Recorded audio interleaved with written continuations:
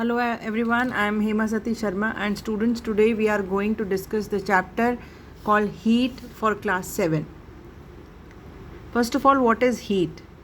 Whenever there is a hot object and a cold object and they come in contact with each other, what happens? A kind of energy flows from hot object to the cold object, and that type of energy is called heat on energy.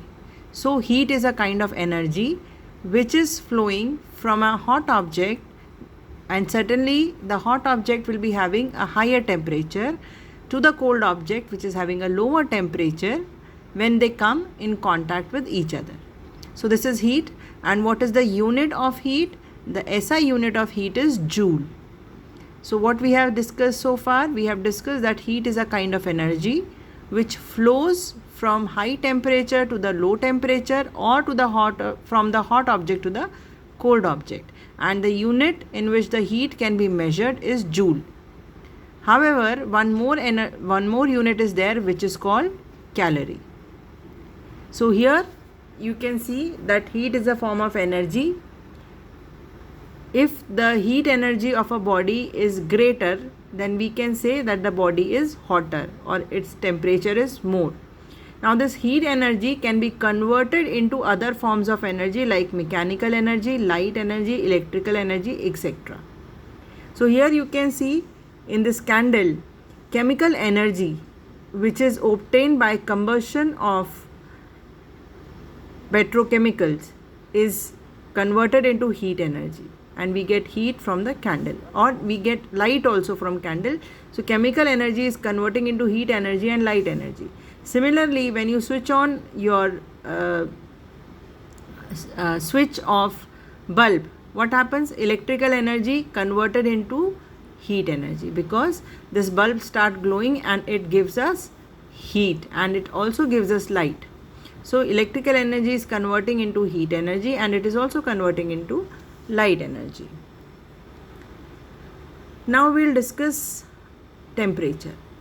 So the degree of hotness or coldness of an object is called its temperature. That means if a body is hot, it has more heat energy and its temperature is more. But while if the temperature of a body is low, that means the body is colder and it has less heat energy, right? So the degree of hotness or coldness of an object is called its temperature. Now what is the unit of the temperature? The SI unit of the temperature is Kelvin. Howsoever, we measure the temperature in degree Celsius also and degree Fahrenheit also. So these are the three units of the temperature. What are these units? Kelvin, degree Celsius and degree Fahrenheit. Now we come to the measurement of the temperature. So the instrument which is used to measure the temperature is called a thermometer. You all must have seen thermometers in any part of your life. So there are 4 types of thermometer. What are these? Clinical thermometer, digital thermometer, laboratory thermometer, and maximum and minimum thermometer. So these are 4 kind of thermometers, and now we will be taking these one by one. First is clinical thermometer. So clinic is a place where we go when we are sick. So clinical thermometer is basically used for measuring the body temperature, because our body temperature is an indicator of if we are sick or not. So the commonly used clinical thermometer is made up of a narrow tube which is of thick glass. So clinical thermometer is made up of a narrow tube which is also called capillary. Capillary is what? Capillary is nothing but a narrow tube of thick glass. Now at the end of the capillary tube is a thin glass which is a bulb kind of structure is there, which is filled with the mercury. Now why mercury is preferred in thermometers? Because it is present in liquid state, and we know that mercury is the only metal which is present in the liquid state at room temperature. So it is present in liquid state over a wide range of temperature. So as the temperature will increase or as the temperature will decrease, mercury will remain in the liquid state.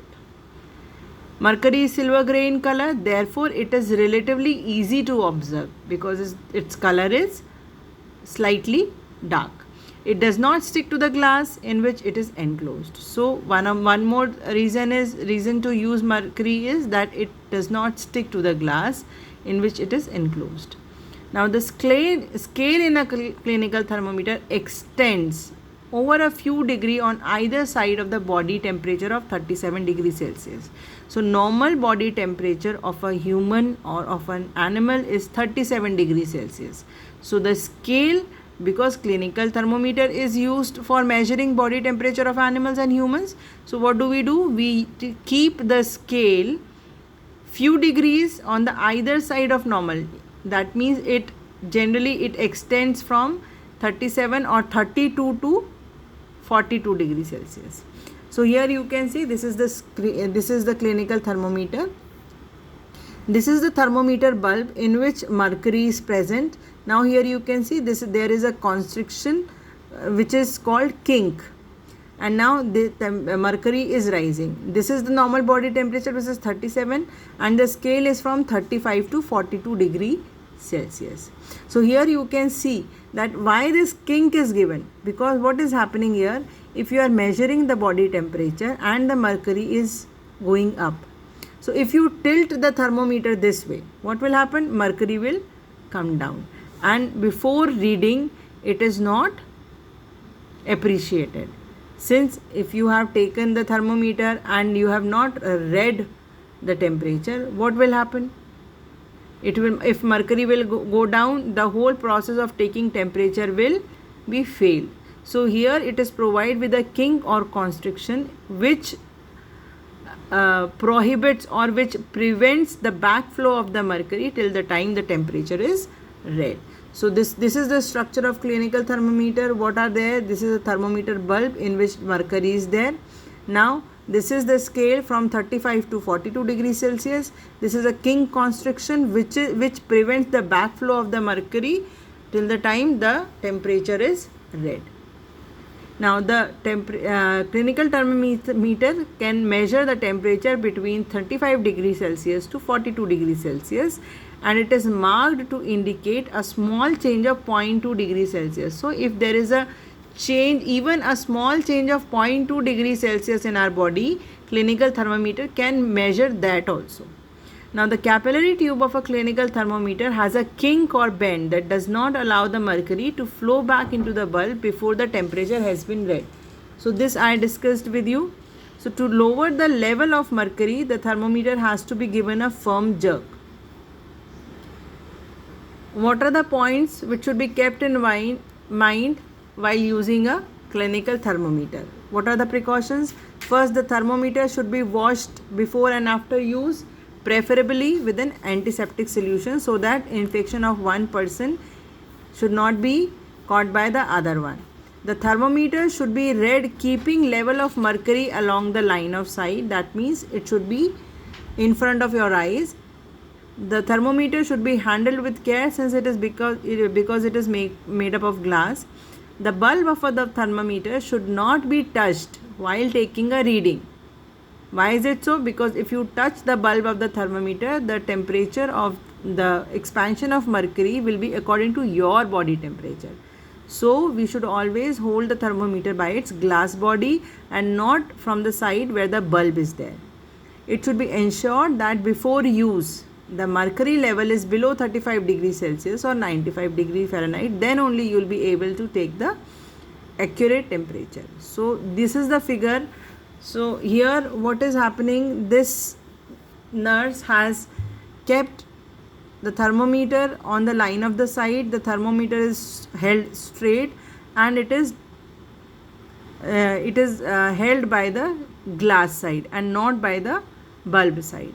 Here what is happening, it is not in the line of the sight and it is kept tilted where it should be kept straight. Here it is kept straight, all the things are okay, it is held by the bulb by the glass side, but it is not in the line of sight. Here it is on the line of sight, held straight, but it is held by the bulb side. So the right option of measuring the by reading the reading the temperature is the A option, right? Now in our next class we'll be reading about digital thermometer. Thank you.